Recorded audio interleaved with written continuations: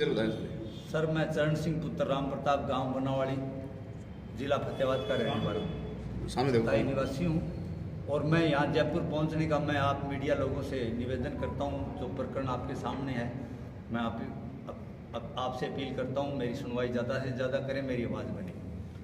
Sir, मैंने बीकानेर जिले सरेरा गांव दिरेरा रोई के अंदर 77 बीघे ज़मीन धर्मवीर सिंह पुत्र छोटूराम गांव धनाना की थी, वो लीज पे ली थी सर।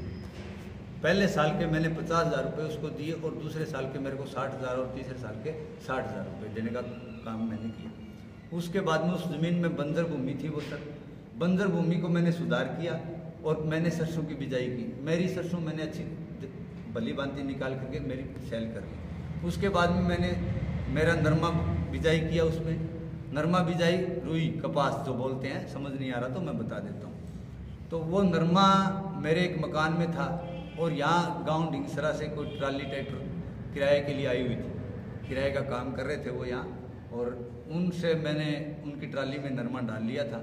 शाम को डाला, सुबह लूनकन सर सेल करने के लिए मंडी के अंदर ले के जाना था और ले जाने के बेच के आना था मेरे को। मैंने डाल लिया। रात को मैं दूसरे खेत में काम करने के लिए चला गया और वहाँ मैंने ट्राली लाने के लिए उनको बोल दिया, उस सुधीर को, तो वो लेके नहीं आए। और साबराम इनका मास्टरमाइंड है, जो साबराम इसकी ट्राली को दूसरे रास्ते निकालते हुए ये रात को वहाँ से ट्राली चोरी करके निकल गई।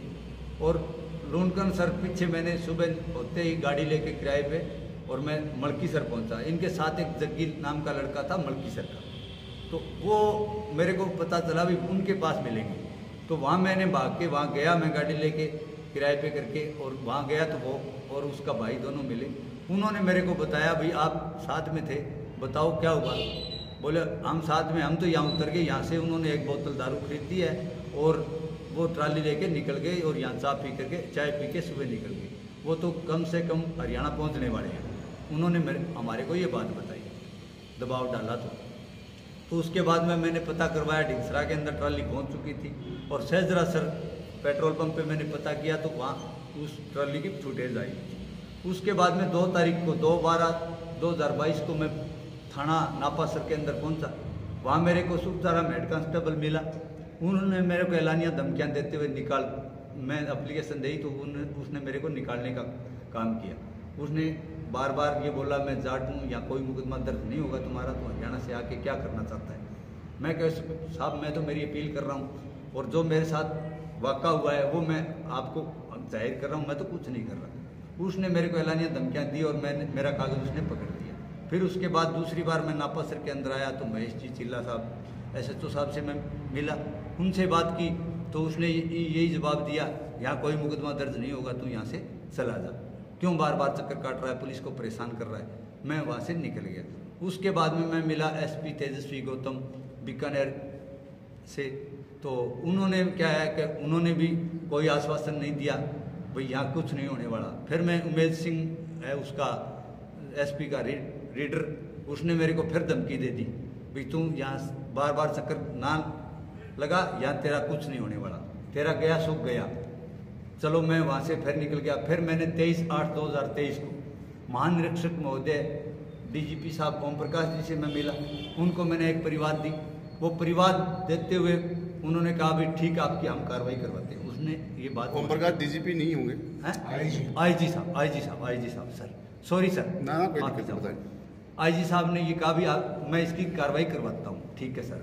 उसके बाद में दूसरी दफ़ा मैं 6/9 को फिर आया, फिर मिला, तो उन्होंने मेरे को यही आश्वासन दे के निकाल दिया। तीसरी बार मैं आया तो वो थे तो ऑफिस में, पर मेरे को अंदर नहीं जाने दिया, नहीं है साहब, नहीं है ऐसे करके मेरे को वहाँ से निकाल दिया गया।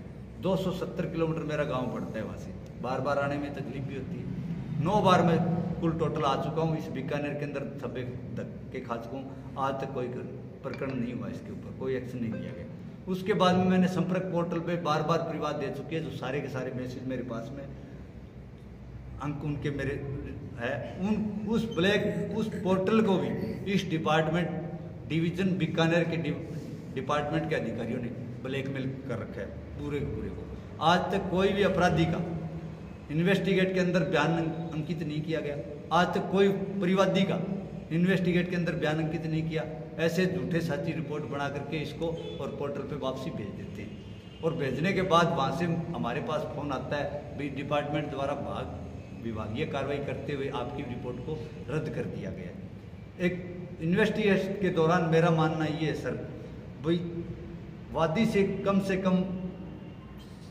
अधिकारी संपर्क तो करें, हमारे आला अधिकारी है, उनका एक अधिकार बनता है।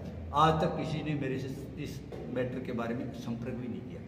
पूरे के पूरे बीकानेर डिवीज़न के अधिकारियों से मैं मिल चुका हूँ सर, आज तक मेरे को कोई रिस्पॉन्स नहीं दिया गया और ब्लैक लिस्ट में डाल रखी है। महानिरीक्षक जी ने भी मेरे नंबर ब्लैक लिस्ट में डाल रखे हैं, वो भी मेरे से बात नहीं करते। एसपी तेजस्वी गौतम ने उन्होंने भी डाल रखे हैं। मुकेश कुमार जी है डिप्टी साहब, उन्होंने भी नंबर ब्लैक लिस्ट में डाल रखे हैं। उनके पास मैं 2 बार पहुंचा हूँ, वो मिले ही नहीं, उन्होंने मेरे को शक्ल ही नहीं दिखाई।